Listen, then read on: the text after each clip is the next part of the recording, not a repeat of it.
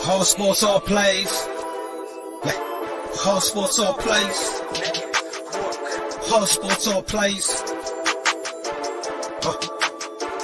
365, we making a plays. You talking the game, get you through the days. We're high in the court, the dime in the lane. Variety topics living the same. All presentation, sports information. Hitting the airways, taking the nation. Sport all plays, like working your faces. Grace at the field, so tie the laces. Whole sports all plays.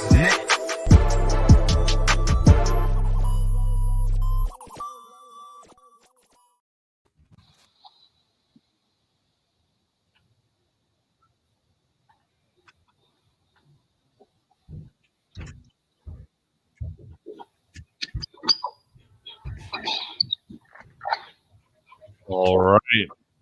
And with that, we say good evening once again. Welcome. Another Monday night, another episode of Bring It. How is everybody doing? Hope we're doing all right. It is Super Bowl week, Super Bowl 56, the Los Angeles Rams versus the Cincinnati Bengals. So much to cover, We've got Coach in the house. What's up, Coach? What's up? It's good to have always have Coach here giving us those little insights that none of us have. We have one of the mainstays of Who Day Nation, Mr. Jai Shields in the house. What's up, Jai? Hey now, what's going on, everybody? Cool. And we have the man, he's back, Xander. On his first episode, he boldly predicted that Cincinnati would make the playoffs, and he was right, so I had to have him back today. What's up, Xander? What's up? Yeah, that was a bold prediction, and we were all like blown away, but then when it came true, I'm like, all right, we got to have him back on the show. Definitely. All right, so huge matchup. A lot of people picked LA to get there. No one picked Cincinnati to be here, but it's a great matchup. Great teams. Basically, what I want to do is I want to break this thing down. I want to go through each position, get your take on, who has the bigger advantage. So, of course, we're going to start with the quarterback. Big matchup, Joe Burrow versus Matt Stafford. Matt Stafford, a wily veteran, first Super Bowl. Joe Burrow's won a national championship, won a Heisman, could be the first quarterback to win all three. Coach, who has the advantage, Stafford or Burrow? Stafford. I mean, if you really, and you sit here, you think about it, who has the advantage? You say Stafford more so just because of his O-line, just because he has the running back. Joe Burrow, man, to be honest, he's playing with house money. He wasn't expected to be there. So regardless of the situation, it's really not any pressure for him. All right, so you think Stafford has the advantage because of the O-line. It's definitely a good take. All right, Jai, I have a feeling which way you're going to lean, but I want to hear your take on this. Well, when it comes to which quarterback has the advantage, you can honestly flip a coin. The quarterback that's playing with house money, of course, is Joseph Burrow. But the quarterback that, kind of has the advantage in this game, you can make it's 50-50. On the Matthew Stafford standpoint, he did what he was supposed to do. The trade has been a success. He takes the Rams to the Super Bowl his first season there, on top of the fact that, he gets the game in his home building to boot. NFC champion, get the Super Bowl in his own building, and see his family, can see his wife, doesn't have to worry about travel or anything like that. Had 8 home games at SoFi in the regular season, 10 if you want to include the 2 in the playoffs. So that's that comfortability there with Stafford.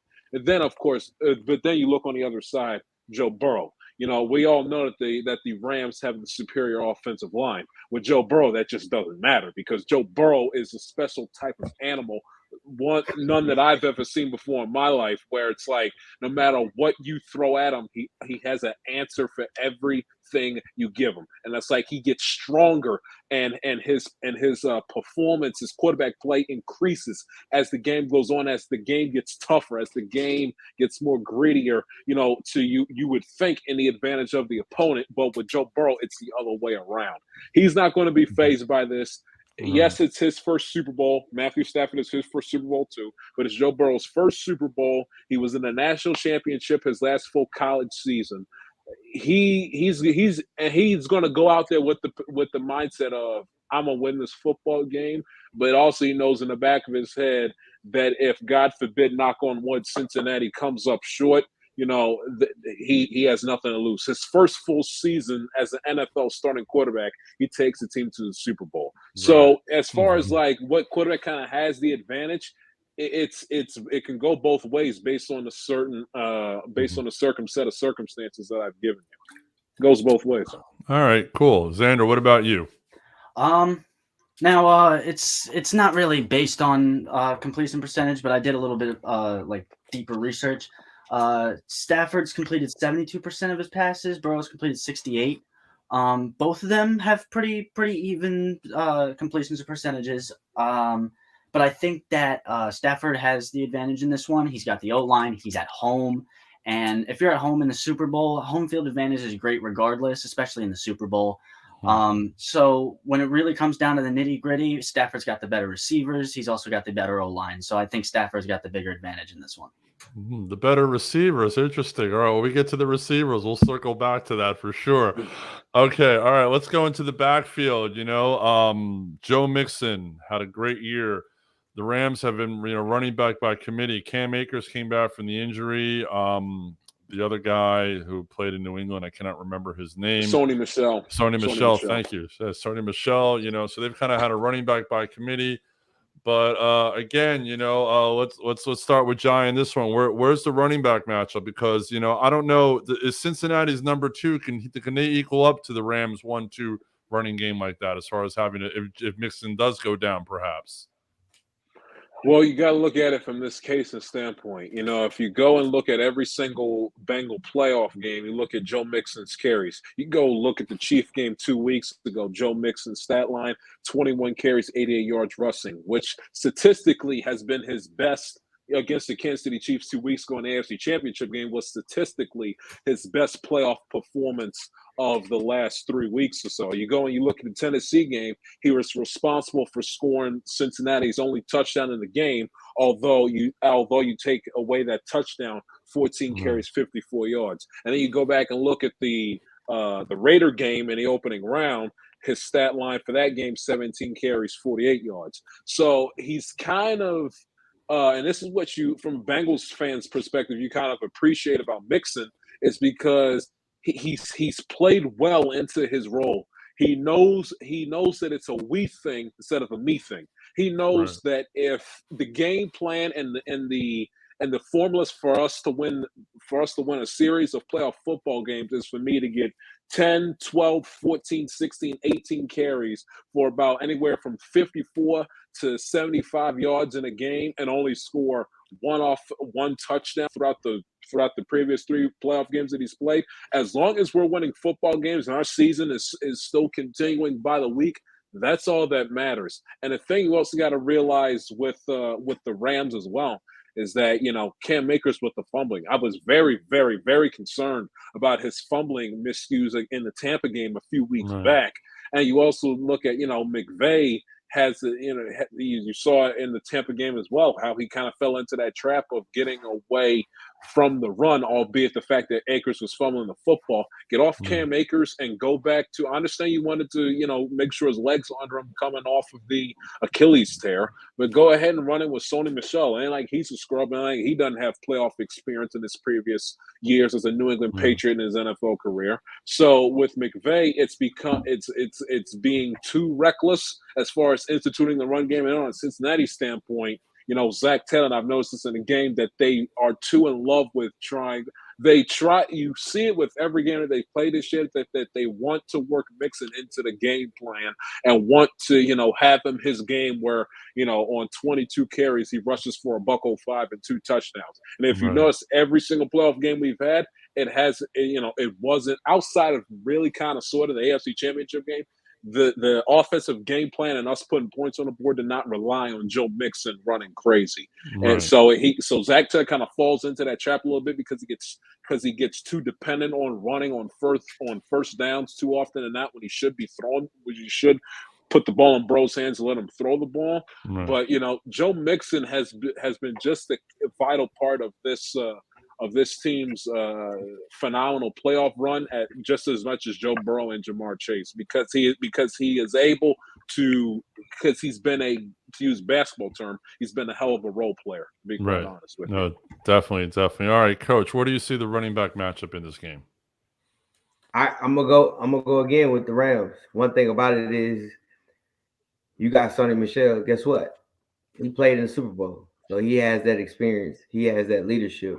I think that's one thing that you see. You looked at the Rams when they played the Patriots in the Super Bowl. They didn't have any leadership. They didn't have an understanding of what to happen. Now, when you look at the Rams, they understand what it takes to win. They understand how it was being at the Super Bowl because you got all this stuff going on. You got all this excitement. And man, you're in LA. It's gonna be big time. So I give them the nods to them again. With Cincy, they want to run the football, but they can't because your O-line is not. Their O-line is not good. Right. I mean, that's if you want to say the kryptonite of that team is the O-line. So I just truly believe that with Sonny and Eckler, those are guys that's gonna tote the rock, and they're gonna open up everything. Interesting. All right, Xander, what about you?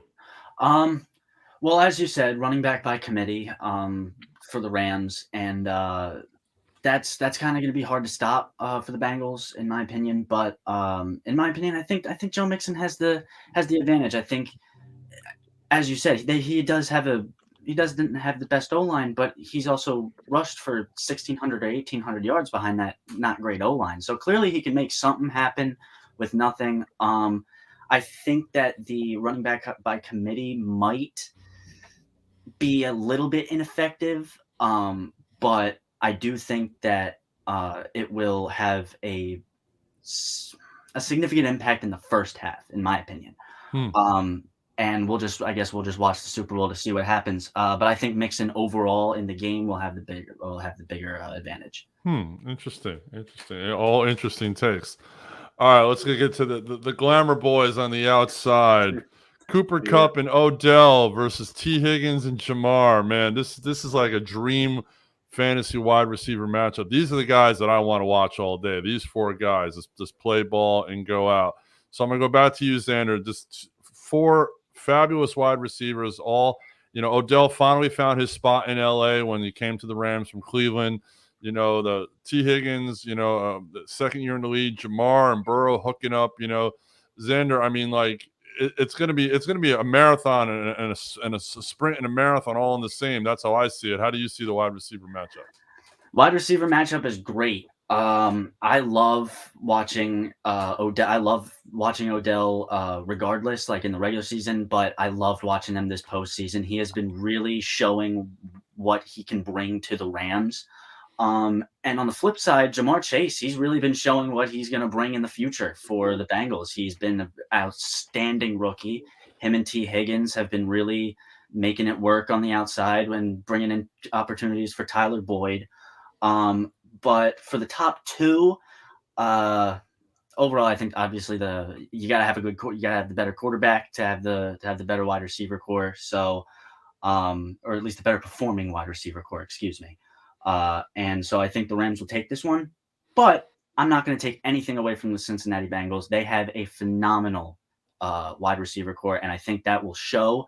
And I am very much hoping for like that Eagles-Patriots Super Bowl where it was just yards on yards on yards.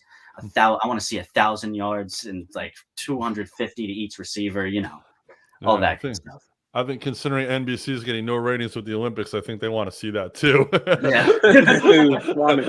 Funny, good point. That's for Can't sure. show the Olympics the week before the Super Bowl. You're not gonna get much hype over it. Exactly. All right, Coach. So these four, Cooper Kupp has just been a possession guy all year. I mean, you can't stop. You can only hope to contain him.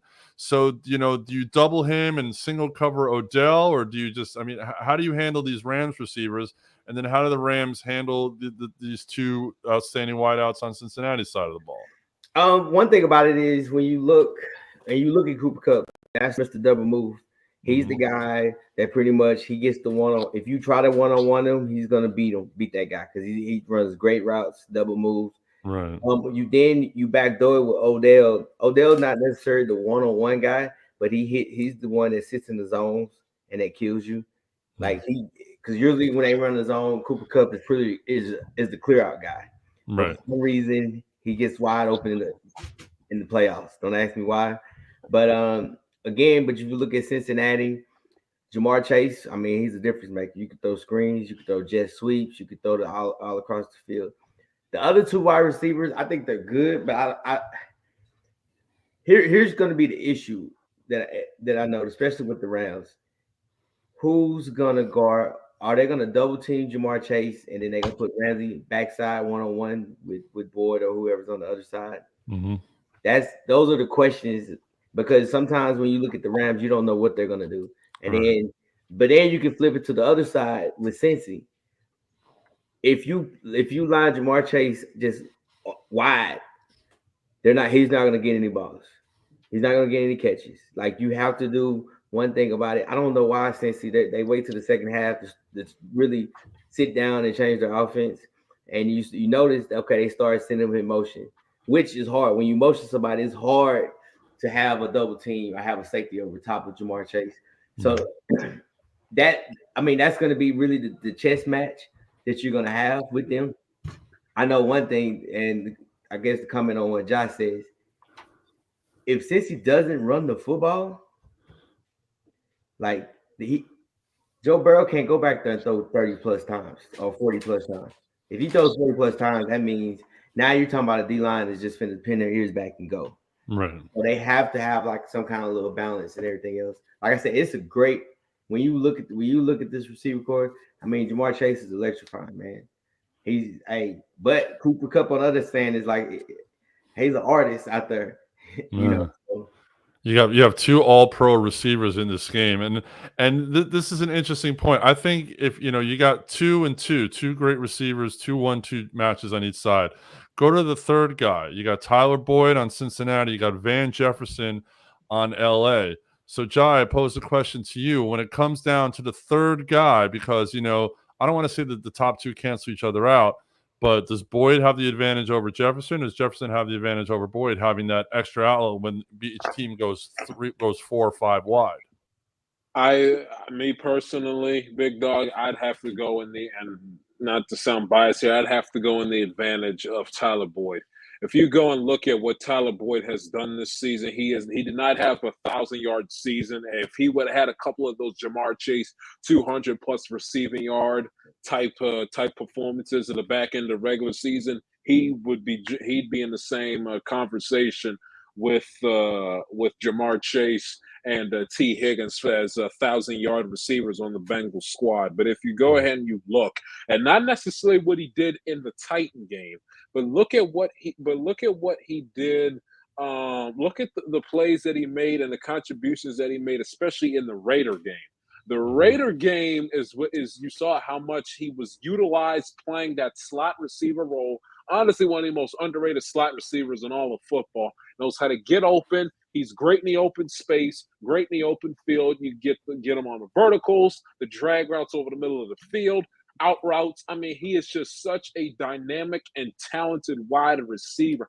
Also, you have to factor in this as well that that Tyler Boyd is the quote unquote. I mean, they're a young football team, but he's the quote unquote elder statesman of that wide receiver room. T. Higgins, this is the second year in the league, and we all know Jamar Chase is a rookie. Tyler Boyd's been on the team since 2016. This is his 6th, 7th year with the Bengals in the National Football League. So if the Bengals get Tyler Boyd involved in this game, especially if it's going to be known right from the opening possession that the Rams are going to put the clamps on Jamar Chase and not let them beat them, it's going to if all goes according to plan, and if Cincinnati keeps it balanced as well as they can between the run and the pass, but if they when the times where the ball's in Burrow's hands for him to make a play, to convert on 3rd and long and put the ball in the end zone, and they got Jamar Chase clamped up, look out for Tyler Boyd chilling out in the slot. Because if you're not careful, he'll kill you. You can give all the attention and all the time in the world to Jamar Chase.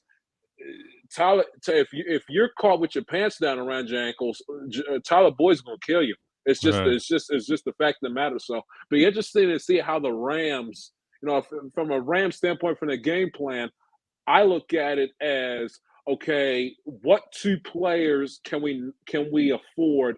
Can we not afford for them to have a big game? Jamar Chase is one of them. T. Higgins, Jamar Chase is one of them. Take away the tight end C.J. Uzama, and then take your chances with T. Higgins and Tyler Boyd. If you take away their best receiver, our best receiver in Jamar Chase, and you take away the tight end safety blanket who's playing with an MCL strain and C.J. Uzama, then it'd be a little bit interesting to see what Bro's going to do, essentially having to have two wide receivers essentially to work with Tyler Boyd and T. Higgins. But if you're not careful, Tyler Boyd's going to kill the Rams in the slot. Kill him. Yeah, interesting. Definitely going to be a good, that slot receiver is definitely going to be an interesting spot to match up. All right, I want to move on to the offensive line. Now, I know we've been saying, the Bengals had offensive line problems. Against Tennessee, they had problems, but against Kansas City, they only gave up 1 sack. So, obviously they made some adjustments. Obviously, they're going up against, and we can incorporate the D-line in this too. They're going against Aaron Donald, who is, is probably one of the top 5 ever defensive linemen and that has ever played in this league. There's arguments that he's the best guy, but no, Reggie White called, said hello, win a Super Bowl and then we'll talk, But Coach, I'm gonna go to you first. Let's incorporate the offensive line and defensive line together. Let's analyze this matchup because, obviously there's been proven holes in the Cincy O-line. And the Rams D-line is definitely a lot stronger. But on the other side, can the Cincy D-line break through the Rams O-line? Because, Stafford isn't as quick in the pocket. They get a little penetration. Stafford can't move the way Burrow can move. So analyze this offensive line, defensive line matchup. You're muted. My bad. No, I say the Rams. One thing about it is, because now when you look at the Cincinnati's offensive line, pick your poison. You're gonna double team that guy in the middle. Now you're gonna leave Von Miller and everybody else. I can't even think of the other D tackle, which is very good. He's very good. Those are gonna be where it's messed up. How are you gonna double team? And how do you gonna help with the run? I mean, not in the run, but help just in general for everybody else. So usually, like you said, you got a banged up tight end. So you're probably going to bring another tight end in. And he's going to probably do a lot of blocking. The running back, which is what's the running back for Cincy? Jai? I know. Joe Mixon. Samaje Perine. Yeah, Joe Mixon is pretty much he's a receiver in the backfield, but now he has to stay in the block.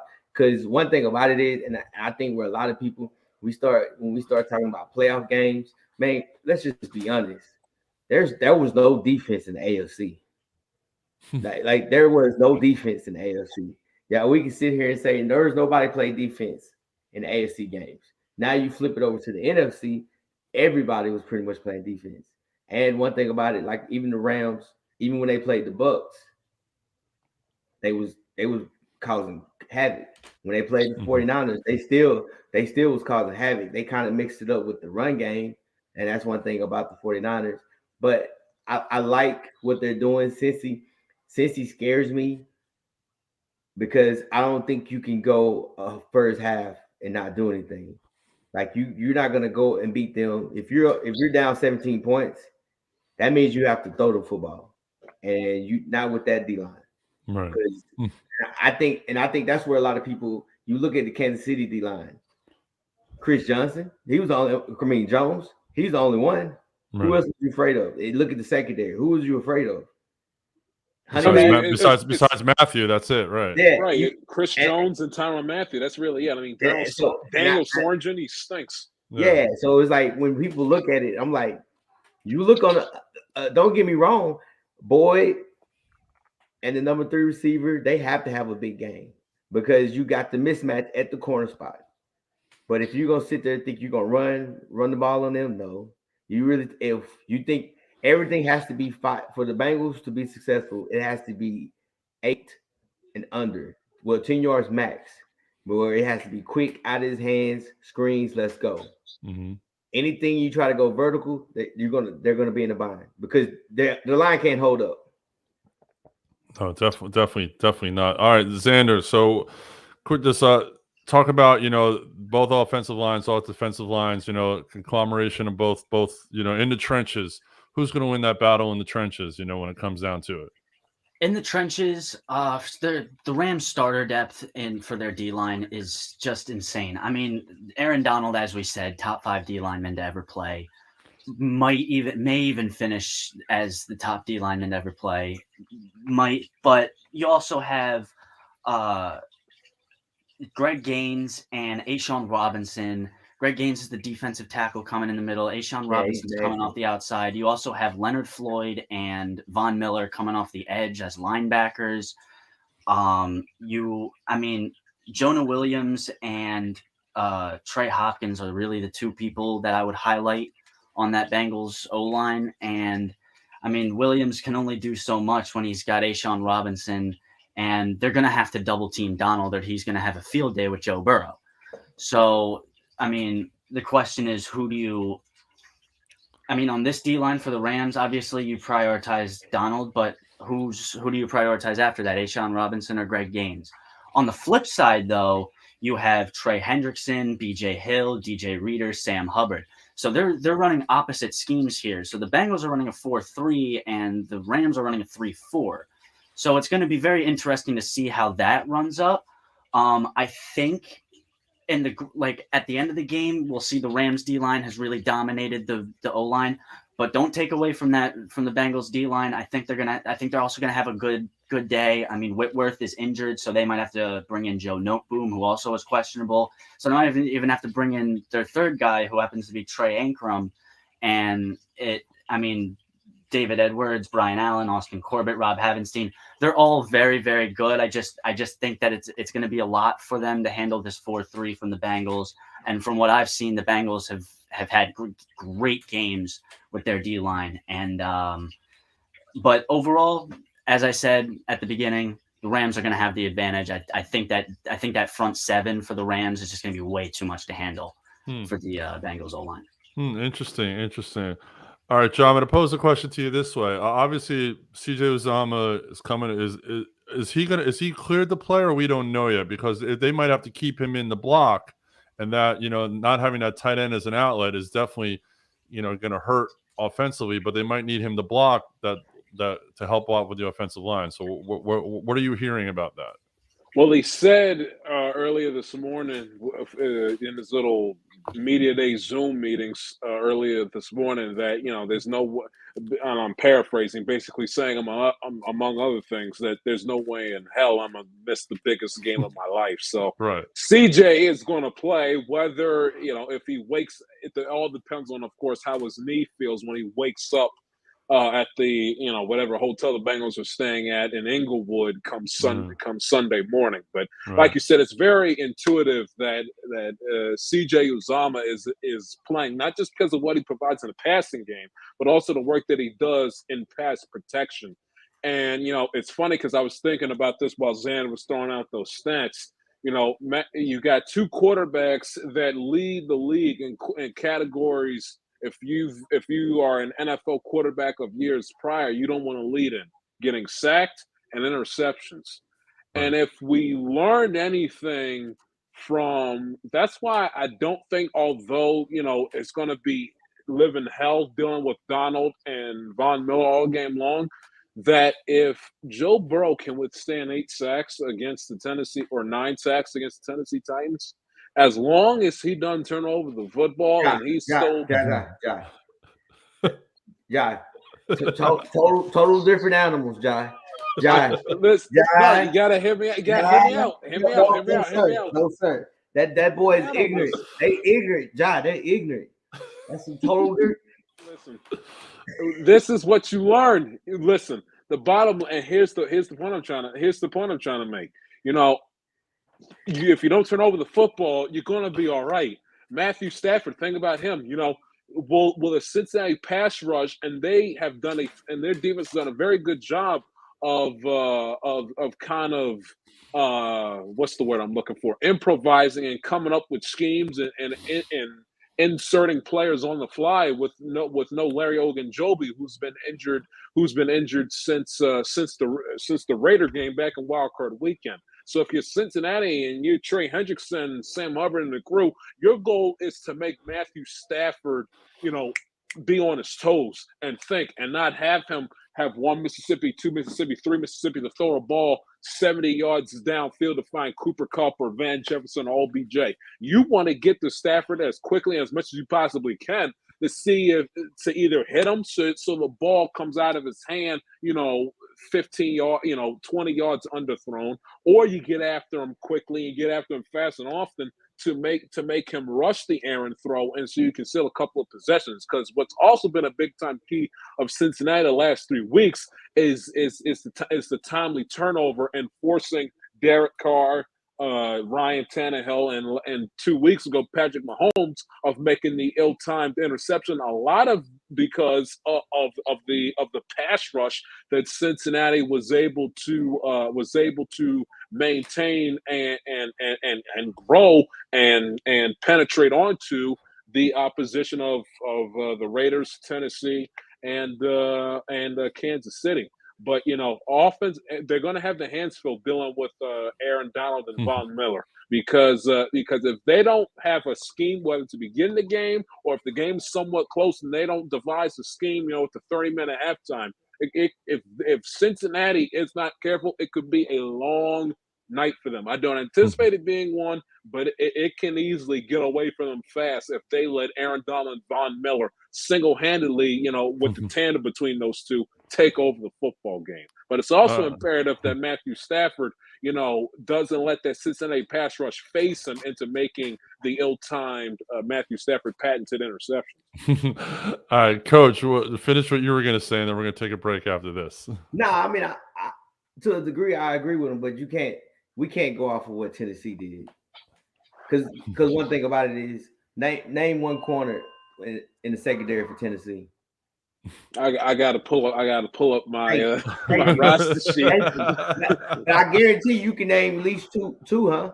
You can name two secondary players, at least one for sure. Well, Jalen Ramsey, for the Rams, Jalen Ramsey, Eric Weddle, and the other corner that they have.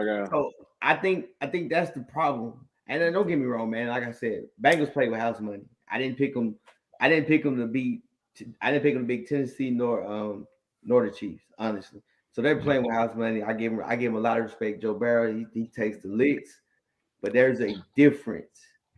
There's a big difference. And then, like I said, we say Matt Stafford, but what people got to realize, man, you played some teams. Your last 5 games, except the Arizona Cardinals game, they were like, you played the 49ers twice. That's a slugfest. Regardless of the situation, you played Tampa Bay. You can say what you want. That was a battle. Then you had to backdoor it again and play the 49ers again. Like, what Cincy has it doesn't scare them. To me, it shouldn't scare them enough. Like I said, you got to respect the receiver core. You got to respect that. You got to respect Joe Barrow. But that line is paper mache, man. All right, paper mache. I like that. I like how Josh's talking about Mississippi's, man. We used to do that back in the day when I was playing football. So there you go. And when it was just in black and white. Hey, we're going to take a short break. We'll be right back right after this. Whole sports all plays. Whole sports all plays. Whole sports all plays. 365, we're making a plays. You talking the game, get you through the days. We're high in the court, the dime in the lane. Variety, topics, living the same. All presentation, sports information. In the airways, taking the nation. Sport all plays, like working your faces. Grace at the field, so tie the laces. Whole sports all plays. Whole sports all plays. Network. We on top of our game. Whole sports all plays. Whole sports all plays.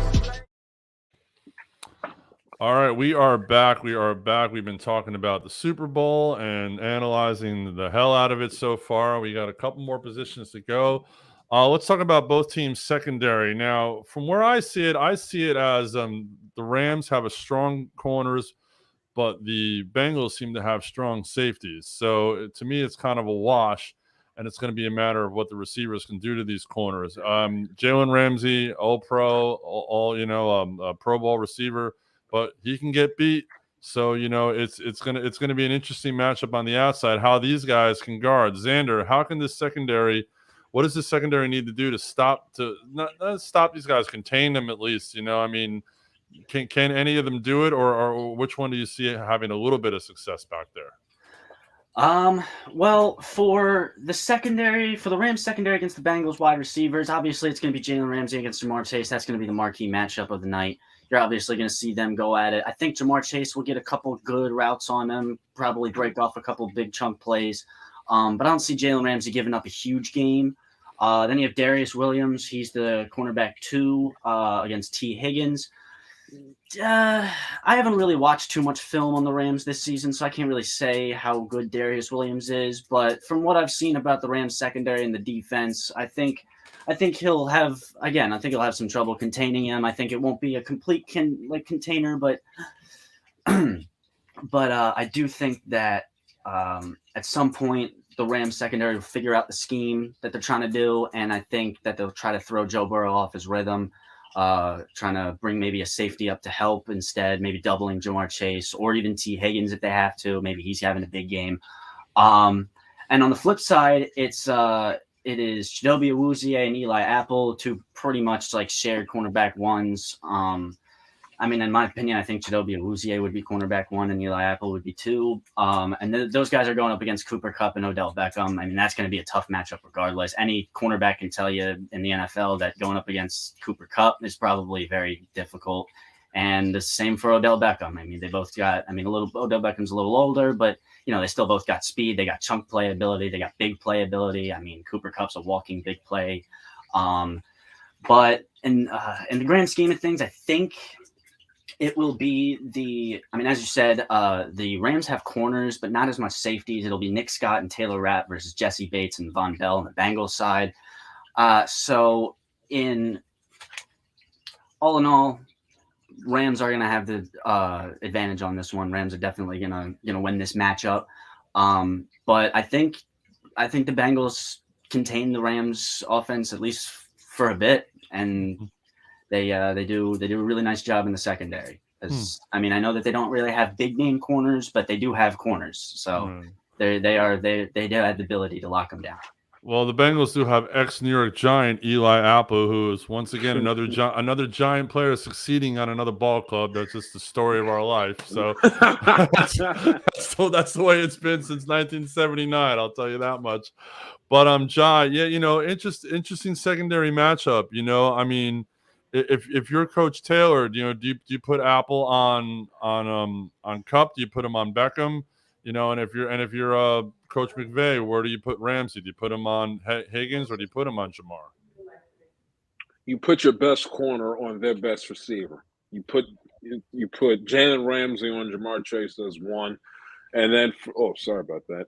And then if you're Cincinnati, you put your best corner, which Awuzie, you put him on you put him on Cooper Kupp, and you kind of pick your poison with Odell Beckham Jr. Same thing for the Rams. You make sure Ramsey's locking down Jamar Chase, and you pick your poison with Tyler Boyd in the slot, and T. Higgins also on the other outside wide receiver, and you let the chips fall where they may. But like you said, Big Dog, the Rams have the advantage as far as the cornerbacks, but Cincinnati has the advantage of the better safeties.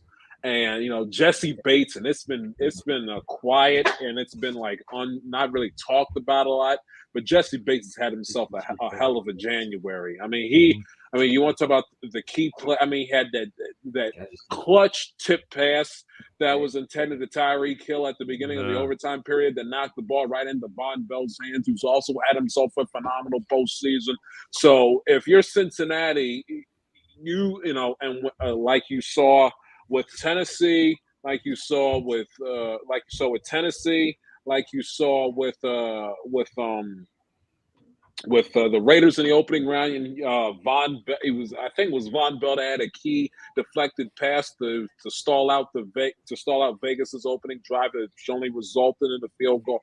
So if you're Cincinnati, you need a big time performance from both of your safeties. Von Bell and Jesse Bates keep on keep on keeping on with their performances that they've had over the last 3 weeks. And that element, Cincinnati is going to be fine. Limit the big plays. Limit the big plays. If one Ram wide receiver catches 7, 8, 9 balls for over 100 yards, but they really don't take over the game, you'll live with it. What you can't have happen is allow Cooper Kupp to go nuts with 8 receptions, 110 yards in one hand, and then have Odell Beckham Jr. catch 10 passes for 135 yards in the other. You have to. You would love to have to kind of like keep both of those guys under 90 yards receiving, but you got to be realistic with your circumstances. And I'm saying that Cincinnati can't do it because they absolutely can. They held Tyreek Hill and Travis Kelce in check in the second half of the game 2 weeks ago, and they also held them in check when they played them back on January the 2nd. But you cannot afford both of them to have big time games. And what you also cannot afford is, have those two on clamp down and then have Van Jefferson out of the clear blue sky, take over the game. And then from a Ram perspective, Ramsey, he's got to play shutdown defense. And that him getting burned by Mike Evans down the right sideline in the divisional round to bring Tampa Bay within a score. You can't have that. You cannot afford that to happen again in this game. I don't care what quarter it is. I don't care who catches it. I don't care who burns who. When it's locked down, Jalen, it's locked down, which means every time the ball is thrown or the quarterback looks in your direction, it's a negative play. Not we play lockdown, shutdown defense for 95% of the game, and the game's on the line, and Joe Burrow finds Jamar Chase down the sideline 20 yards behind his man, and he catches it and either ties the game up or puts the game out in front or puts the game away in Cincinnati Super Bowl champions. So Jalen Ramsey has to have that all-pro, shut him down, Darrelle Revis-esque back in his heyday, Revis Island type games for 60 minutes, not 45, not 30, not 10, not 15, not 59, not 58 minutes and 25 seconds. No, full 60. Shut him down. Shut him down. Yeah. If he doesn't, they're in trouble. John, I got a question for you. What do the Rams? I'm sorry. What do the Bengals run defensively in the secondary? Or you think they're more of a man or a zone? They play a lot. It's in the first half of the Kansas City game. They got caught with their pants down a lot of times with zone, and then they kind of like made the adjustment to kind of play man a little bit with the safety up high up top. So it's again Cincinnati. They're a weird finicky team like that. They let their opponents they see what their opponents are doing offensively first, and then they make their adjustments off from that. The only thing is that the Rams are such an explosive offense. Not to say that Kansas City isn't, because they were down 21-3. But you can't afford to get yourself into a big time hole like that, because the Rams also have experience. Okay, so you said more of a zone. Now that you compare Tyreek Hill, who's a better route runner, Tyreek Hill or Cooper Kupp? Cooper Kupp. Who's a better route runner, Tyreek Hill or Odell Beckham? That's an interesting question. That's one you got to think about. Yeah. Because when you look at it, you look at Tyreek Hill. Tyreek Hill is a vertical slash. I'm gonna drag across the field, right. And he go outrun. I'm gonna outrun you. That's his stuff. But when you look at Cooper Kupp, he's more of a double move kind of guy. Like he's gonna hit you with double moves. Odell is similar to a little bit to what Tyreek does. I think that's where people, and then Kelce only good for 10 to 15 yards. But the reality of it is you can't run a zone against them, because by running zone, that means you're only gonna rush 4, maybe 5. Right. But if you switch to a man, that means you're going to be blitzing and you're going to keep them on the island. So that means you got to get there. One thing about the Rams, they don't run a lot of man. They run a lot of zone. They're going to hit you with a lot of zone. They kind of confuse you, especially with the pass rush what they got. Because there's times, like I said, if you watch when they played the Bucs, you see DNs dropping, or outside linebackers in that case, dropping in coverage, and they're just rushing 4 or 3, or they bring 5. I think they play a lot of games with you, depending on what your scheme is. And Jalen Ramsey, he doesn't have to really. He's not going to be on the island. If he's on the island, guess what they're going to do? He's going to be on the island against Boyd and all them. Because now you look at Boyd. What is Boyd? What does he run? Routes. He's slot. You see a lot of vertical routes with Boyd, and you also see him at a lot of times cut across the middle of the field.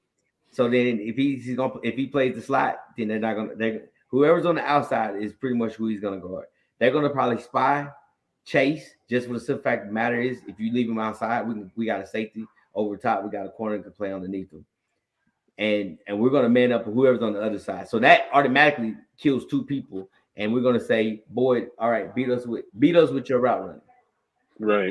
That's the thing where you see the matchups goes, and you flip it. Like I said, Cincy, Rams is more balanced than Kansas City because the Rams can run the football. Absolutely. But that's the thing about it. Kansas City can't run the football. 100%. 100%. And also didn't help Kansas City 2 weeks ago because Cincinnati was, one of the top 5 best, top 10, top 5 best run defenses in all of football.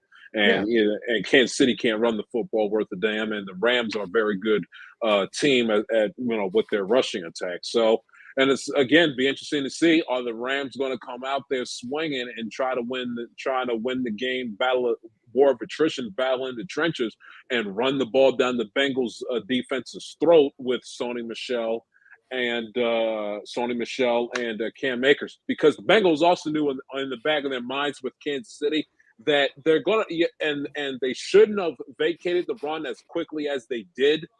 Because they run the football quite well with, I forget his name, the other running back that Kansas City has. But since they knew in the back of their mind that it's only going to be a matter of time till they get that itch where they want to let that sucker fly, when they see that all we're doing is just stacking a box on them, and they say Tyreek Hill just sprint downfield. That's the thing, though. If you stack the box, what that means? You're in a what? In the blitz. You're in a man. Right. You're the man. Guess what? Tight end, running back, you stay in the block. I will take my money one-on-one with anybody that you got in your secondary against Cooper Kupp. That's a bad white boy. You can say what you want. Look, that's the whole point. Everybody, you say, hey, the Rams want to run the football because once you run the football, you have to check into a man. You either gonna check into a man or a cover 3. Now, guess what I'm gonna do? I'm gonna throw it out there to Cooper Kupp, and then he's just gonna make one person miss. Or Odell Beckham, which what they did, you've seen them do it. That's the game that you got to play. Like when you come in, you got to say, okay, hey, we're gonna establish stopping the run. Right. Okay. How can we stop the run? Can we stop it with our front 7? Do we have to bring another guy in? By bringing another guy, that means we're going to put people on the island. So that means we got to make sure we bring pressure. Because if we don't bring pressure, strike up the band. And that's why I love having Coach on the show, man. You get into some analysis stuff that none of us, that guys like me wouldn't see. Definitely you're seeing stuff which is very, very cool. All right, one more position I want to talk about: the unsung heroes of the playoffs, the kickers. The lowly kickers. The kickers have been like, the champions of this, especially, Mighty Mac has been calling him. Evan McPherson for Cincinnati has been Shooter McPherson. Shooter McPherson, exactly. He's been. I actually saw that movie the other day, Happy Gilmore. But yeah, he's been coming in there just clutch, just like, basically walk in like, watch this. Matt Gay's been hitting some clutch field goals. So just quickly, 3 seconds left. You taking Matt Gay? You taking McPherson? Coach, who you taking? Man, I'm gonna take. I gotta take the Rams because that's his home. Right. Honestly, truthfully, they all done well. It's not a. I gotta take the guy that's been kicking. He's been kicking them for a whole year. Mm-hmm. That's the only upside. Right. They've all made and missed field goals, but I gotta give my respect to the home team. That's the only difference. All right, Xander, who you taking? I mean, yeah, Matt Gay's kicking. Indoors, no weather, so no elements. I know. Indoors, no weather. I mean, yeah, Matt Gay has been kicking there for the whole season. I do agree with that. He's got a big advantage in that. But I mean, Evan McPherson, I don't think has missed this postseason. No, he has not. He is money right now. And if there's 3 seconds left, no win, no conditions, I'm gonna take Evan McPherson. I love that kid so much. I loved watching him at the beginning of the season. I love watching him progress throughout the season into a great kicker, and then I love watching him with the postseason, just getting so happy, especially last week. I mean, me and him had the same reaction when he kicked the Bengals into the Super Bowl. I was like, woo, all right. Great. All right, cool.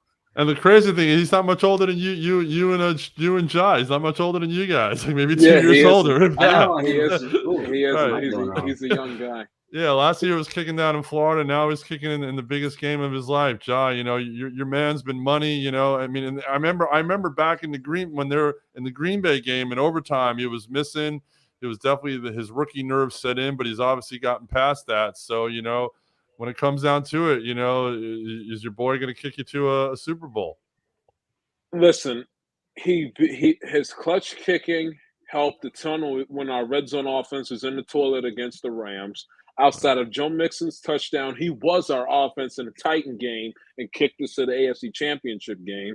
And he kicked the field goal to break the 21-21 tie to put us up 24-21 late in the fourth quarter. And he kicked the game-winning field goal, granted a chip shot, but kicked the game-winning field goal to get us to the Super Bowl and win the AFC Championship. Not to mention the game-winning kick he made against the Vikings week 1. Not to mention the game-winning kick he made against the Jaguars in week 2. And the game-winning kick he made against the Jaguars in week 2, not to mention the game-tying kick he made against the 49ers in that overtime loss, not to mention a couple of big kicks that he had in the 15-10 defensive slugfest against Denver. So, and like Xander said, we give him Shooter McPherson, Money McPherson, Money Mac. I mean, this guy's got so many different nicknames because he has just been just as on fire in this postseason as Joe Burrow is. He has just been absolutely money all postseason long. And if you are either new to the NFL or new to watching the Bengals or haven't really paid attention to them a whole hell of a lot this season, you wouldn't know that this guy is a rookie because no pressure.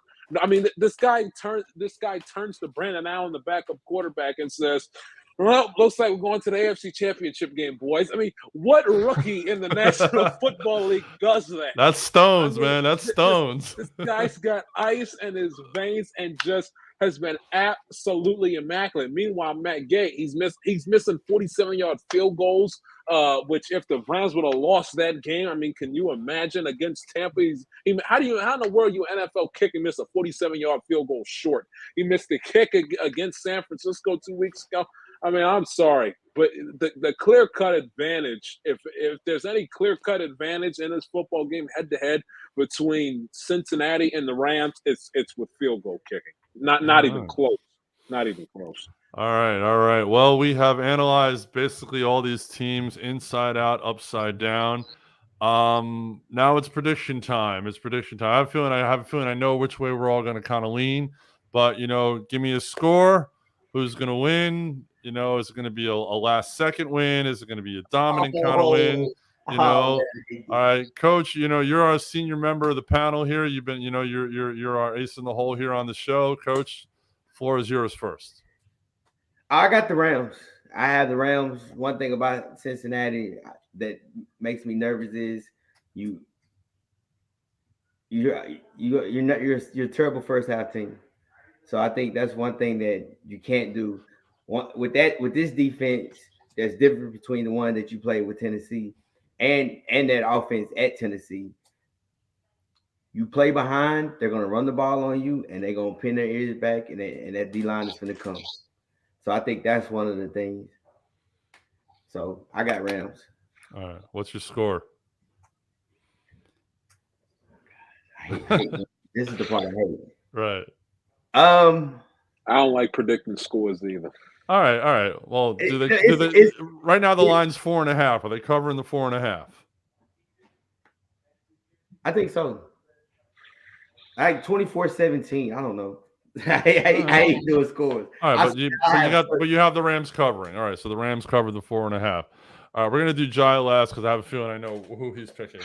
All right, Xander, you were on the Bengals bandwagon when you first came on the show in the beginning of the playoffs. Are you staying in the bandwagon, or are you going with the home team with the Rams? Let me just tell you, since you've told me that I was going to be on the episode this morning, I've been debating this all day. I don't even know. I love being on the Bengals bandwagon, and my heart is telling me, yo, just go with the Bengals, ride them through the postseason, whatever. But like my brain is telling me dominant defense is going to win that championship. And, you know, I can't take anything away from anything that the Bengals have done, but in my opinion, the Rams have the superior offense. They've got the home field advantage. They've got the superior defense. I think the Rams take this one away. And I don't think they put it away too quickly. I think it does come a little bit down to the wire. I think, in my opinion, the score, I hope that we have a high scoring game. I'm saying it'll be 28-21 in the favor of the Rams. And as much as I'd love to go with the Bengals, I can't. I know I love the Bengals, man. I'm a Steelers fan, and I have loved the Bengals throughout this entire postseason. I have been rooting for them as I don't think I've ever rooted for a rival as much as I've rooted for the Bengals this postseason. So yeah. But I do think the Rams win it 28-21. But still, you can't take anything away from the Bengals, what they've done this season and where they're at right now. And I think that this is going to be the first of a few Super Bowl appearances for the Bengals, possibly wins. So you have the Rams covering as well. Now that's pretty big, Jai, for a Steelers fan to root for the Bengals throughout the playoffs until now. So you got to give a little props to that, right? Well, surprisingly, Xander's not the first Steelers fan who I've come across throughout this entire playoff run that has been pulling for Cincinnati all January and now into February long. It also just goes, it's the two things. It's the likability of Burrow, the likability of this football team, and it's because of the fact that they never won before, that you kind of want to see that long-suffering fan base and that long-suffering franchise kind of get over that hump and win their first championship, because that first championship is just so special, especially if you're like a fan of like the Steelers where you've won 6 of them. And it's kind of, how you doing, keep it moving, this is what we do. Steeler Nation, wave the terrible towel, whole 9 yards. But with my Bengals, I picked them on my show too, and I haven't done my Super Bowl preview show, by the way. Check me out. I'm Until I Can Tell You, it's podcast, Spotify, Apple Podcasts, Google Podcasts, and iHeartRadio, presented by Manscaped. But I predicted them to end the playoff drought against the Raiders. I didn't want to, but my heart was over my head with the Tennessee pick. I picked them to beat Tennessee. I picked them to beat the Chiefs. So by nature, and because I'm a diehard fan, long suffering, it is our time. We are going to beat the Los Angeles Rams and win our first Super Bowl championship in franchise history by the final score of 28-25. All right. Oh, wow. A 3-pointer. There we go. Field goal. Well, that's kind of the direction I'm going as well, because, I believe in karma. I believe in, I always love an underdog, and for years and years, I've always rooted for the underdog. As a Giants fans, we were underdog in both the Super Bowls that we won. I've always loved an underdog. I'm a Mets fan. I'm a Knicks fan. I've been suffering with teams for years and years and years. And this Cincinnati team has a vibe and a karma that I haven't seen in a long time. Joe Burrow is the real deal. Jamar Chase is the real deal. They're playing so above their heads. They're playing without any fear. They're playing with like a lot of swagger. And they're out there saying, all right, we're down 21-3 to Kansas City. So what? Let's come back and let's win this game. Yeah, the game's in LA. I know that. Yes, Aaron Donald's on the other side of the ball. But something in my heart is just telling me that this is destiny for this team. And I don't know why, but I have a feeling they've won 2 games on walk-off field goals. And I'm feeling they're going to make it a hat trick and go 3 for 3. They're going to win by a field goal. It's going to be a last-second field goal. Money Mac's going to come in again and turn to his guys like, we're going to win this thing. And he's going to Disney World. And I have a feeling the Bengals are going to be having a little parade downtown by the riverfront, right there over the bridge from Kentucky, right by the stadium. I've been there once or twice, so I know where that stadium is. And I have a feeling the Cincinnati Bengals are going to win this thing. So that is my official prediction. We have a little more to cover, a couple of other NFL stories. We're going to take another short break, and we'll be right back. All sports, all plays. All sports, all plays. All sports, all plays. 365, we making a plays. You talking the game, get you through the days. We're high in the court, the dime in the lane. Variety, topics, living the same. All presentation, sports information. Hitting the airways, taking the nation. All sport, all plays, like working your faces. Grace at the field, so tie the laces. All sports, all plays. Network. All sports, all plays. Network. We on top of our game. All sports, all plays. All sports, all plays. All right, we're back for our last segment of the show. This has been a great show so far. We completely broken down the Super Bowl. You know, I mean, you could have watched NFL Network, ESPN, ASAP Sports Channel. This is the place to be. We got so much happening all week. We had one of our guys actually interview Joe Burrow today in the virtual interview. That was pretty dope. We had Matt Stafford on earlier as well on the channel, so that was pretty cool. So we're definitely really deep in this Super Bowl week. Really excited. On another NFL topic, did anyone watch that two-hand touch game yesterday? That supposed all-star football game? I watched about 3 minutes of it, and I said, you know what? My boys and I used to play in the yard rougher than this, and we were playing two-hand touch.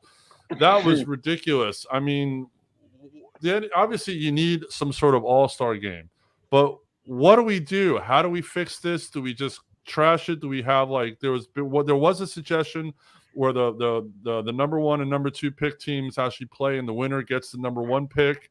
I mean, Xander, how do we fix this game? What do we do? Because the league still needs something, but what do we do to fix it? Because it was an abomination yesterday. Oh, the years I've been thinking about this. I mean, oh my God.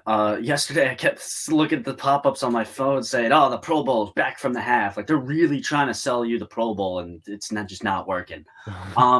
In my opinion, when I watch an all-star game, I like watching a bunch of different all-stars from a bunch of different teams play on the same team. Mm-hmm. So, for example, in the NHL, they used to do a thing that they would have two overall captains of an all-star team, and then they would draft a team, and they would play in a game, and they'd have shifts, or there would be a multitude of teams, and they'd draft the teams and all that. Mm-hmm. So I honestly would love to see that. I would love to see the NFL pick two captains, two overall the best of the all-stars or the Pro Bowlers, and then those two guys, they pick a team based on, I guess, draft or based on some sort of competition for the draft. Mm-hmm. Maybe it's two quarterbacks and they do a farthest throw. I also want to bring that back, the farthest throw competition. Ooh, I would love to see Josh Allen, Patrick Mahomes, Aaron Rodgers, a bunch of people to launch balls down the field 70, 80 yards. Mm-hmm. Justin Herbert. But back to how we fixed the Pro Bowl. I would love for us to do an all-star fantasy draft. That would be fun to see. They did it for a couple of years with Team Irvin and Team Rice, but they didn't really continue it. Which was a little disappointing for me. I really love that. And as I said, I mean, bring back the throw competition. I like an all-star skills competition. I love that. So, I mean, what the NFL does with it, it's pretty nice. But honestly, bring back that throw competition. I think you'd have a lot more people tuning in if you had Herbert, Allen, Mahomes just tossing balls. Right. We want to welcome in our producer, Tony, is in the house. Tony, how are you today? I'm living a dream, sir. How are you? Good. All right. So before you tell us how to fix the Pro Bowl or eliminate the Pro Bowl, give us your Super Bowl prediction. Yeah, it's one of those, being stationed in Ohio currently, I'm around a bunch of Cincinnati fans. And I will say, out of everywhere I've ever been, Cincinnati fans are probably the best. They're quiet, they're not really, they don't brag, you're not. Oh, you haven't looked at Jai's Twitter, have you? No, I haven't. No. But they're not out here I'm not sitting here hearing hoo day all the time. If anything, I hear more it's the Ohio State. I hear stuff like that all the time. So I mean, really, I don't hear a lot from Bengals fans. So like I said, for me, I'm kind of indifferent. I'm just happy Aaron Rodgers and Tom Brady are out of it. That's my personal preference. That's immediately what makes this a great Super Bowl, in my opinion. Exactly right. I think that's what we can all be happy for, except for Coach. Unfortunately, I know Coach is a Bucs fan, so he wanted to see Brady go into another bowl. But I'll be honest with you. I'm going to go a little bit of an opposite. I'm going to say 24-17 Rams. So. Okay, so you have the Rams covering. All right, so we'll stay with you just for a minute. So how do we fix the abomination that is the Pro Bowl? I want to address one thing real quick. Rob, when you guys can beat Ohio State more than once every decade, please let me know. When your guys' coach can offer to stay there, please let me know. Anyway, fixing the Pro Bowl. To me, I think there has to be some type of motivation, because for a lot of these guys that come into this game, it is about having fun. They want to come in. You're just kind of hanging out. You're not really playing for anything. Make it worth kind of the stakes. Like if the NFC wins, maybe each team gets like another draft pick, and depending on how much you win by, or how well you win, or if you win maybe more of the skills competitions. Like, okay, if you win the skills competitions and the Pro Bowl, maybe each NFC team or AFC team gets like an extra 4th round pick or something like that. Because to me, these guys, they don't really play. They're not playing for anything, at least from a Cowboys fan perspective. There was 3 of them opted out, and it's like, really what for? Why are we going to put our bodies on a line for a game that's not really difficult? It's not one of those, grudging games, but you're still having to go out there. You're still having to perform. And it's like, for what? It's not the big game that matters. It's just a game where a bunch of guys are hanging out, a bunch of bros, and it is fun. It's probably entertaining for them. For us as fans, it's nothing really to go home about. And to me, they need motivation. And if you're not really playing for anything other than bragging rights, and I mean, right. You really brag. Exactly. All right, Coach, I'm going to go to you. You coach players. The physical gruel of a season. Obviously, these guys don't want to get hurt, but they have the honor of representing their team, representing their league on the field. So they have to, put some sort of product that the fans are going to, still want to watch. So, I mean, do they just make it a flag football game, or just actually make it, something that is safe for the players but competitive at the same time? What do you think? To be honest with you, I think they should go back to Hawaii. Yeah. Go back. At least. Well, I think COVID has something to do with that right now, unfortunately. But yeah, definitely. But even beforehand COVID, they had took it away from Hawaii, and they was going around the states. But I think you should go somewhere somewhere nice, somewhere cool where the family can relax. Because then you pick your family and everything else. Right. I think you should kind of do it like how the NBA does it. Like you have like the rookie all-stars or the future, like on a Friday play, then on Saturday, which that brings more people there. Then you have like a Saturday like skills, where you have the 1-on-1s, you have the 40, you have a challenge. Like you kind of go back what Xander said, have whoever the top 2 picks, the top most voted players, pick a roster, and it'd be AFC versus NFC, have a competition throughout the whole day. And then you have the game, which now the game is more so, like you said, of a flag football. And you see more skill guys, 1-on-1. Now you see the advantage of the 1-on-1 route running and stuff like that. And it makes it more interesting because you have more competition. You could do D-line competition. You could bring back the bench press. They used to do that. You had the 40s, do the 40s. Instead of having a 40-man, make it a relay.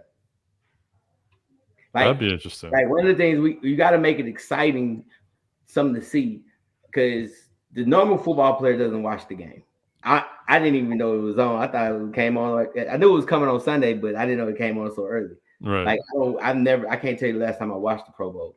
But if you have stuff that's entertaining all the way up into the Pro Bowl, at least it'll keep people engaged. Right. No, definitely. All right, Jai, what's your take on this real quick?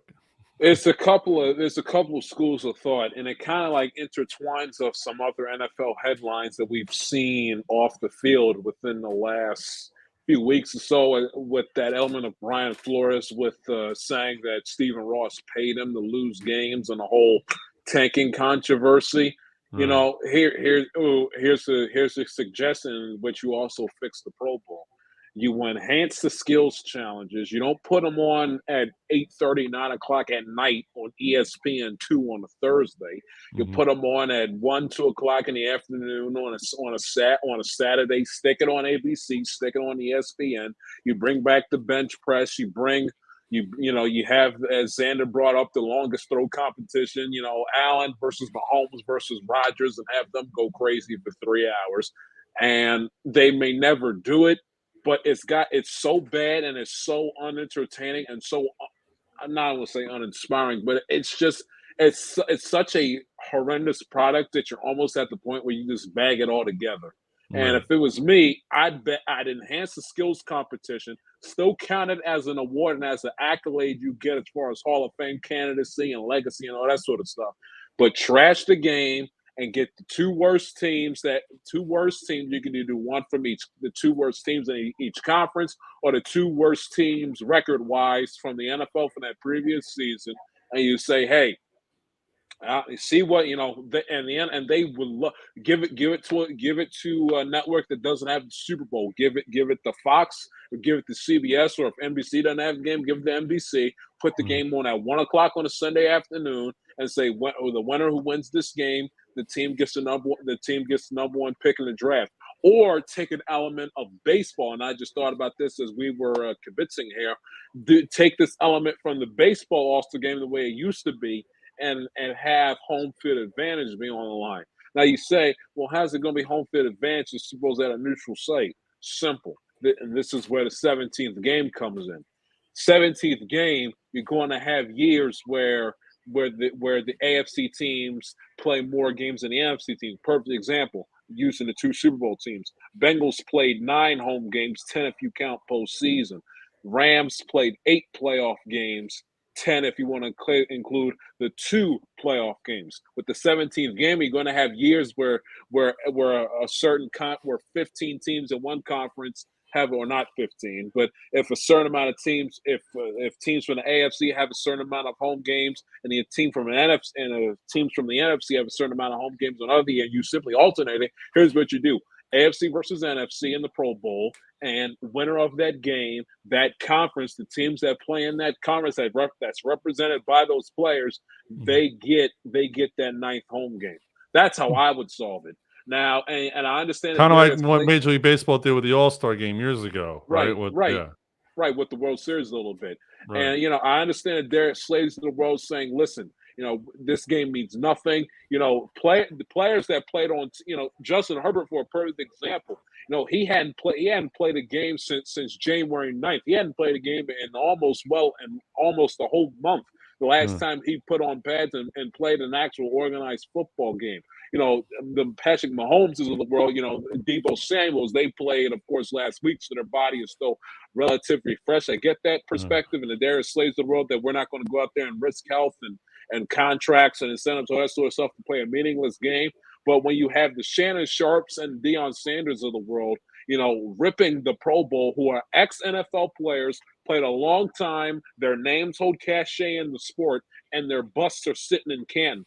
And Shannon Sharp, of course, is regarded one of the best tight ends in the history of the sport, and Deion, of course, is regarded as one of the best corners in the history of the sport. So it's not just the fans that are kicking and screaming, the schlubs that have never played the game. It's the retirees who are sitting in the Hall of Fame that are sitting up there saying, we can't watch this garbage. With all due respect, this ain't football. I understand it's the Pro Bowl, but you gotta give me something better than this. So either get rid of it altogether and enhance the skills competition and move it to a weekend afternoon TV slate and replace the Pro Bowl with a quote unquote tank bowl, where if you win, you get the number 1 pick, or you add that incentive of the winner of the Pro Bowl, that conference gets that 9th home game for the upcoming season. But you got to fix it. I like that, but I do like the tank bowl as well. The winner gets the number 1 pick. I kind of would like to see that. That would kind of be kind of cool. All right, one more story I want to talk about. I'm going to combine things here. 3 coaches were hired today, filling out the remaining coaching vacancies. Mike McDaniel, the offensive coordinator from the San Francisco 49ers, was hired by the Dolphins. Lovie Smith got the Houston Texans job, and about an hour before we went on the air, Dennis Allen got the Saints job. So, Coach, out of these 3 coaches, who do you think was the best hire? Lovey. Lovey Smith. One thing about Lovey, man, Lovey's he's a player's guy. He's an old school, and he has experience. And having what he got in Houston, I mean, it's nothing but up for them. You look at when the Saints, they just got him because he's familiar with the Saints organization. So he knows the defense is going to be good, but everybody else on that offense is going to be real terrible, especially after what happened to Alvin. Yeah, he's in a lot of trouble, but we'll talk about that next time. Definitely. Yeah. I mean, I like the Miami job. You kind of my thing is you don't know anything about him. Like, he was the OC or whatever, but he didn't call the plays. No. So he wasn't the guy that orchestrated the drives or the wins. So I'm just Exactly. All right, Xander, what about you? Out of these three coaching hires, who do you think is the best hire there? I mean, it's between Dennis Allen and Lovey Smith. I mean, honestly, in my opinion, overall, I think Lovey Smith is going to have the better. It's going to be the better choice in the end. But I mean, Dennis Allen was a great choice for the Saints. He proved that he can go up against top tier offense and he can beat them and shut them out. And especially in a shorter week, and with a bunch of things happening with COVID on that team, like that was a heck of a win. And I think it was great because I didn't want to see the Saints get a completely new head coach because I didn't think they need that. I didn't think they needed a whole new overhaul. I think they just needed somebody in the organization. So I think both of them are equally great hires, but I think overall, in the end, we're going to see Lovey Smith come out as like the best hire for this through this whole head coaching hiring segment. Okay, Jai, what about you? Lovey Smith it's a good hire. The only negative thing is that if the Texans were going to go through all those machinations of getting David Culley out of there and the absolute just horrendous deal that he got, replacing him, first year head coach in his 60s, nothing to work with, and you send him out the door, all for you to circle the wagons and have the temerity, the audacity, the chutzpah, the unmitigated gall to think of even hiring Josh McCown. And then all of a sudden you get killed for it. Of course, with the Flores lawsuit probably plays a part into it as well. All for you to just go right back to the organization and hire Lovey Smith. I mean, it's the Texans. They're in the same category with the Dolphins and as Washington, organizations that have no freaking clue, that don't know which way is up. But I like Lovey Smith as a coach. The fact that he got fired after a 10-6 season in Chicago and got replaced with Mark freaking Trestman of all people is just an absolute disgrace. But he will bring some respectability and some accountability to that team. So I expect them to be about the same as they were last year, if not better. And then, of course, Dennis Allen, have no problem with that hire. They can be a competitive football team with the right coaching, and if everything falls into place. And, like Coach said, they're going to have good defense, but offense is going to be in the toilet, especially with Alvin Kamara getting himself in trouble. So it's a safe hire with Dennis Allen. Knows the team, knows the players, knows the system. And we all know the Saints are going to be a contender in the NFC next season and probably for seasons to come in the afterwards anyway. So I don't have a problem with that hire. Mike McDaniels is a hire that, again, Dolphins, they don't know which way is up. Stephen Ross is an absolutely horrendous owner that knows his ass from his elbow. Going out there and hiring Mike McDaniel, the OC of the San Francisco 49ers, and everybody knows that Kyle Shanahan's fingerprint is all over the San Francisco 49er offense. I mean, but again, that's what you get with the Dolphins, the Houston Texans, and Washington. Three teams that are their own worst enemy, don't know which way is up, and they get in their own damn way. So if you go out there and you go 0-17, I ain't crying the river for you. You had no business firing Brian Flores. That's all there is to it. I ain't crying the river for you. All right, Tony, let's hear your take on this real quick, and then we'll finish up.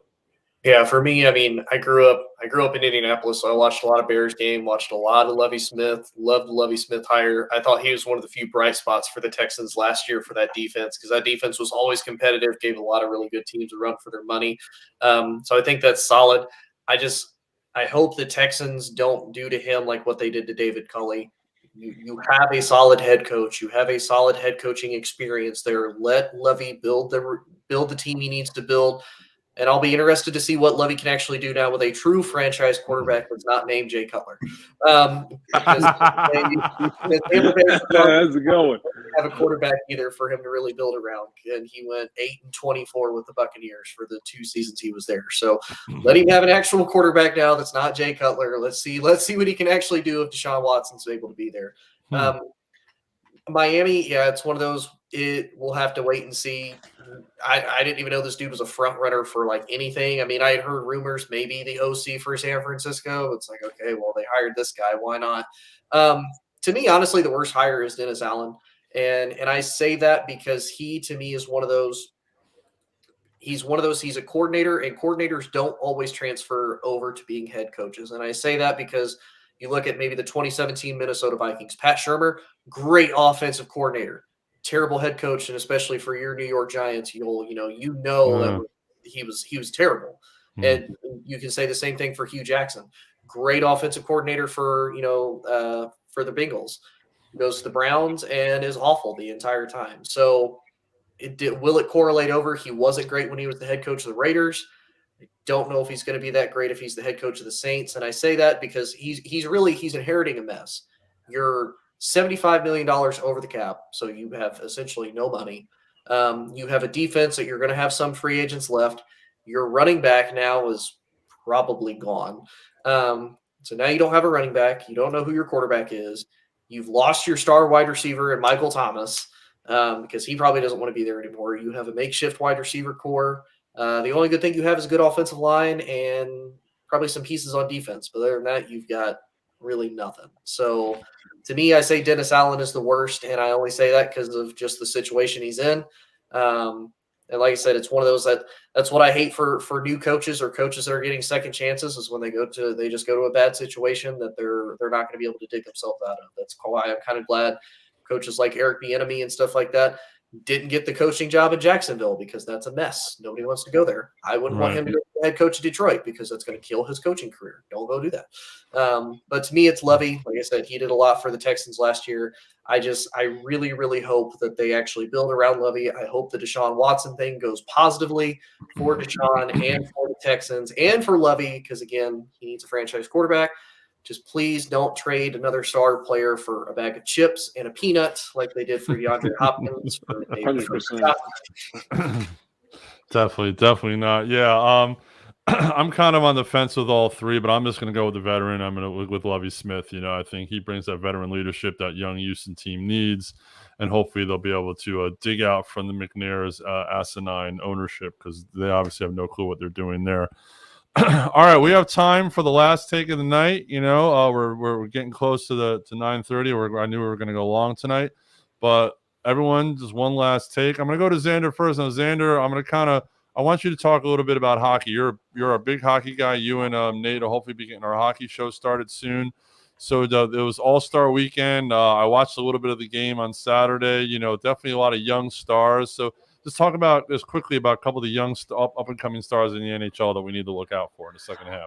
Well, here's the thing. You guys, I don't know if any of you guys watched the All-Star Skills Competition. Jordan Kyrou is so fast. I don't know how. I didn't even know that he was in the All-Star game until I saw him in the fastest skater competition. He beat McDavid, right? Yeah, he beat McDavid. Right. And Dylan Larkin, who holds the record for the fastest skater in the All-Star competition with 13.8 seconds, or no, 12.8 seconds. Him, we all saw Jack Hughes. We all see Jack Hughes if you guys follow any type of hockey. He's in the news a lot. Him and his former USA teammate Trevor Zegras are two studs. Troy Terry is going to be amazing. He was in the All-Star game. But the guy that you're going to really want to watch throughout the entire rest of the season is Jack Hughes and how he takes the second half of the season. I've seen about 2 seasons from Jack Hughes. I've seen one that was sort of good because he was like the number 1 overall pick. They brought him on. He had a couple of good games. He had a few points. And then last season, that's when he really shot up the record or really shot up the board. And he was like, wow, this kid can really play. And then this season, he's just showing he can play. I mean, last season he had some injury issues. This season he's really calmed those down, and he's really performing like a number 1 overall pick should. And so he's going to be the biggest guy that you want to look out for. And really not too many young guys. I mean, obviously we have the younger guys, like, the 27, 28-year-olds. I mean, Connor McDavid, you always got to watch out for him. Dylan Larkin. Austin Matthews, right? Austin Matthews. Oh, man, Austin Matthews. He's just a walking goal. Leon Draisaitl and I think Mitch Marner made it. If not, then all right, so a lot of good young players coming. I know Jack Hughes plays for the Devils. I know the Devils are not having a good season right now, but hopefully not the best. But he's their bright light. They will turn that franchise around. All right, Coach, what's your final take of the night? Hey, first off, it was great having everybody. I kind of agree. I think one of the worst. I think the Chicago Bears, coaching wise, Chicago Bears and the Broncos did a terrible job of hiring someone. I think the Jaguars. When you look at it, you pay attention to a lot of stuff. You kind of realize that these guys, you see why they're in the position that they're in because of decision making. The people they hire to make the decisions, and it's sometimes it's like common sense things. But I think it's going to be a great Super Bowl. I enjoyed talking to you, Xander, Jai. It's always been a pleasure. Hope you should come on. I hope you come on next Monday so we can really have a blast. Oh, if Cincinnati wins, it's going to be the John Shields hour. Trust me. And God forbid if they lose, knock on wood, I'm not going to run and hide. I'll take my medicine. Yeah, but I think it's good. Last thing about it, because I know we'll be the Super Bowl. I think this is the Bengals. This is their one shot. I truly believe it. They don't have many. They got maybe 2 more years max. Just for the simple fact of the matter, you start looking at salary caps because you're going to start paying these guys in a minute. So and realize, I mean, it's one of those things kind of like the Bengals. Not the Bengals, I mean the Browns. Browns had they run last year, and then you saw what they did this year. So, like I said, that's the thing about football, man. It's a game that you love and watch. So, it's exactly. I'm going to save Jai for last. Tony, what's your last take of the night? Yeah, I kind of agree with Coach. I kind of hope the Bengals do win, even though I think the Browns will, because like Coach said, the best time for teams to win a Super Bowl is when they're not paying their players anything. Patrick Mahomes has been to 2 Super Bowls, but he won one when he was on a rookie contract. He wasn't making anything. Russell Wilson won a Super Bowl when he was on his rookie contract, wasn't making anything. The only 3 that have won a Super Bowl that weren't being paid on their rookie contract is Tom Brady, Eli Manning, and Nick Foles. Those are the only 3 here in the recent, 10 plus years that have won. Well, Peyton also. And Peyton, right? Yeah. Peyton too. So it's, again, that's not very many. The rest you've pretty much had to be. And I think this future is really bright for Cincy. I just hope that Cincinnati plays it smart. Please don't give Zach Taylor like a 20-year extension, something crazy. He gets 1 good year in the Super Bowl. Just don't overbid. If you want to give him 2 years, give him 2 years. Don't be the Raiders. Don't be like 10 years, $100 million. Zach, you're the guy, and then that's the bucket. Oh, that's funny. All right, John, we got about a minute left. What's your last take of the night? Well, Tony, it's ironic that you bring that up because every single time I call into Christopher Mad Dog Russo, Mad Dog Unleashed, he goes, here's Giant Baltimore, the Bengals fan that wanted Zach Taylor fired about 4 or 5 times middle of the season. But that's how you get these fans. They love him one week, they want to find the next. Now all of a sudden he wants to get my lifetime contract because he's going to Super Bowl, won a couple of playoff games, man. Jay West, tough to take, gotta be fair. But I would be shocked if this doesn't go down in history, regardless of who wins or loses, as an all-time classic Super Bowl. I'd be absolutely shocked if this, because if you really think about it, we have not had an all-time classic. You remember the day, you remember the game like it was yesterday type of Super Bowl since Eagles Patriots. I got a weird suspicion that it could be Eagles Patriots, but and also real quick with the baseball, figure it out, guys. Quit buckling heads and locking horns and going back and forth. You're pissing off the fans at this point. You really are. I don't care about sides. I don't care about prorated salaries and early free agency and all that other useless crap. It's February 7th. All right, opening day is less than 2 months away. Get a damn deal done. Rob Manfred, a stooge, absolute stooge. They're not going to be satisfied until Olympic curling outdraws the Game 7 of the World Series in the ratings at this point. It's ridiculous. Yeah, well, Josh stole a little bit of my thunder about the baseball. Yeah, I'm a huge baseball fan. I love baseball since I was a kid. I played Little League, love going to the game, love taking my daughter to games now.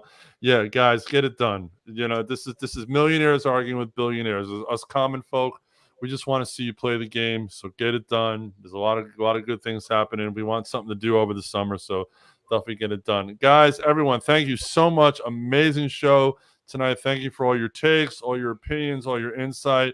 We will see you guys next Monday night, Valentine's Day, but I'll be here because I already negotiated with my wife that we're going to go out a couple days after Valentine's Day.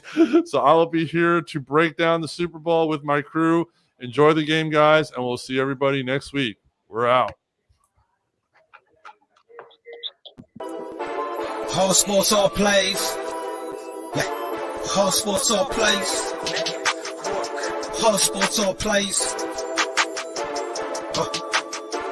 365, we're making up plays. We're talking the game, get you through the days. We're high in the court, the dime in the lane. Variety topics, living the same. All presentation, sports information. Hitting the airways, taking the nation. All sport, all plays.